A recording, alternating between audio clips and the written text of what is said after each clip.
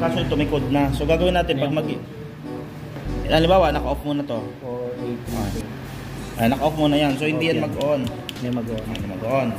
Pag magpapasok ng code nito, ganito siya. Ilolong press mo lang siya una. Pag umilaw yun, ibig sabihin, long press tuloy mo lang. Hanggang sa mag-blink yun, blue. Bitaw, long press uli. Okay. So bumlik uli.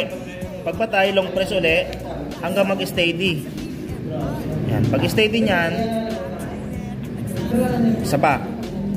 Kailangan ano siya, mag-ilaw siya ng ano. Pangatlo yan. Ay, ayaw na eh. Ayaw na.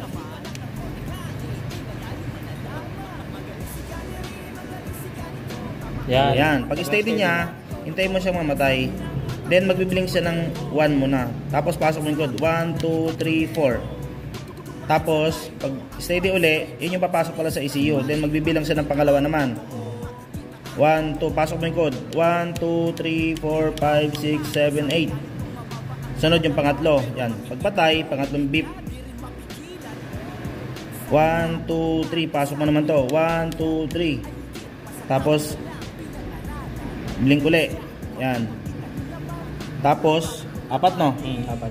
1, 2, 3, 4. Yun yung panlas. 1, 2. Pag blink nyan, hintayin mong umilaw to.